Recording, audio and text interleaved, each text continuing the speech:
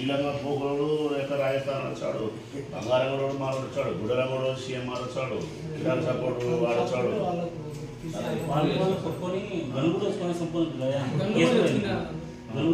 ఇక్కడేం సార్ తీరా గన్ను బయటికి అని చెప్పేసి కొట్టి స్టేషన్లో వాళ్ళు కొట్టుకున్నారు. 30 మంది వాళ్ళే కొట్టుకున్నారు. అప్పుడు మనకు భయం గన్ను తీసుకొని వచ్చారు కానీ కంపెనీకి. నేను 200 మంది ఉన్నాను, అప్పుడు 100 మంది వచ్చాము. మీరు పోలీస్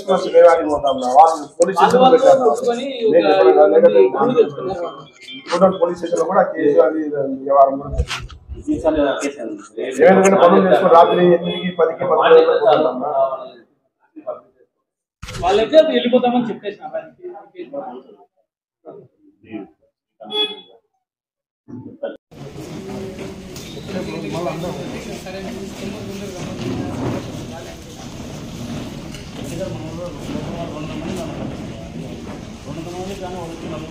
నలుగురు కానీ వాళ్ళు తక్కువ చేయడము, వాళ్ళతో పుట్టుకోవడము, కేసులు రావడము, వాళ్ళతో వాళ్ళు ఇప్పుడు రావడం కావాలనుకున్నాం కదా.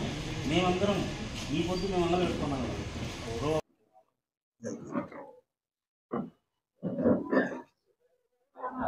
పట్టణానికి సంబంధించి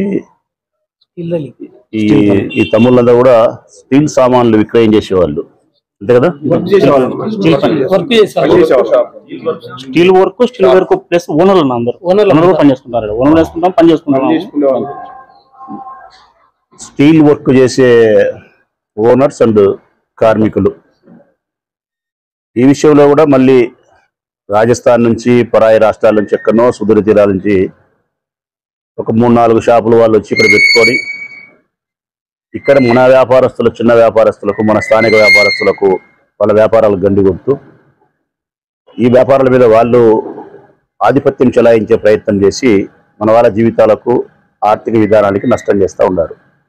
అంతేకాకుండా కొంత లైసెన్స్డ్ తుపాకులు పెట్టుకొని కూడా వాళ్ళల్లో వాళ్ళు కలహాలు, వాళ్ళల్లో వాళ్ళే దాడులు చేసుకోవడము, లైసెన్స్ వెపన్ కూడా తీసి బెదిరించే పరిస్థితి ఇవన్నీ జరుగుతూ ఉన్నాయి. పోలీసుల దృష్టి కూడా పోయినవి. మరి 30 మంది 20 మంది ఉన్నప్పుడే వాళ్ళు లైసెన్స్ వెపన్స్తో దాడులు చేసే పరిస్థితి శ్రీకారం చుడితే రేపొద్దున స్థానికంగా ఉండే ఈ మెతక వైఖరి కలిగిన ఈ వ్యాపారస్తులకు భద్రత ఉండదు, ప్రాణానికి భద్రత ఉండదు, వ్యాపారానికి భద్రత ఉండదు. కాబట్టి ముఖ్యంగా నేను అటువంటి వాళ్ళు, పరాయి వాళ్ళు ఎక్కడి నుంచి వచ్చి స్థానికంగా ఉండే ఈ చిన్న నావాలందరినీ బాధ పెడితే కొంచెం నేను వ్యతిరేకమే దానికి. అందుకే పోలీసులు కూడా నేను కంప్లైంట్ చేస్తాను. ఎవరి దగ్గర అయితే వాళ్ళ దగ్గర లైసెన్స్ వెపన్స్ అవన్నీ ఉన్నాయో తీసేసుకొని వాళ్ళు ఇక్కడి నుంచి పంపించి ఏర్పాటు చేస్తే భద్రత ఉంటుంది, శాంతి భద్రతలకు విఘాతం కలుగుతుంది, వ్యాపారాలకు కూడా భద్రత ఉంటుందనేది నా ఉద్దేశం. స్థానిక వ్యాపారస్తులకు రాచమల్లు ఎప్పుడూ అనుకూలమే. మా సమస్య ఏమిటంటే ఈరోజు ప్రధానంగా ప్రతి ఒక్క వ్యాపారంలో బయటి వాళ్ళు వచ్చి, అంటే అదర్ స్టేట్స్ వాళ్ళు వచ్చి ఇక్కడ చాలా ఇబ్బంది పెడుతున్నారు. మాకైతేనేమి, కార్పెంటర్లకు అయితేనేమి, తర్వాత ఇక్కడ లోకల్ గా మనము చేయాల్సిన ప్రతి ఒక్క పనిని వాళ్ళు ఇక్కడికి తీసుకొచ్చి చాలా ఇబ్బంది పెడుతున్నారు. సరే ఓకే, వాళ్ళు చేసుకుంటున్నారు, బాగానే ఉంది. కాకపోతే వాళ్ళల్లో వాళ్ళే కొట్లాట పెట్టుకొని వాళ్ళే చాలా దాడులు చేసుకుంటే కాడికి వచ్చినప్పుడు మన పరిస్థితి ఎట్లా ఉంటుంది?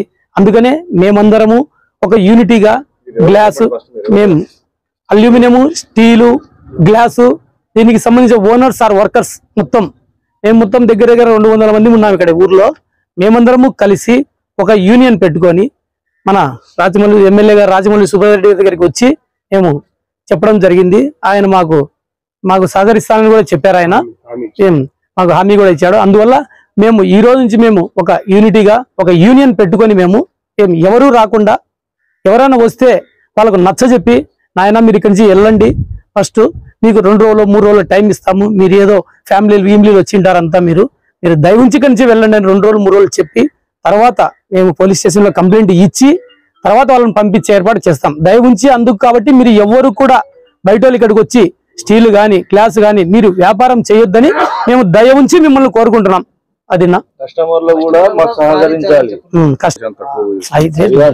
కస్టమర్లు కూడా మాకు సహకరించి మీ పక్కన ఉండే వ్యక్తులకు, అంటే మీ ఊర్లో ఉండే వ్యక్తులకు సహకరించి, మీకు ఏదైనా రేపు సమస్య వస్తుంది, అది ఆ పైపులది కానీ తర్వాత గ్లాస్ కానీ మీకు సమస్య వస్తుంది, ఆ వచ్చినప్పుడు మళ్ళీ మమ్మల్ని పిలిచాల్సిందే. వాడేముంది ఈరోజు చేసి వెళ్ళిపోతాడు.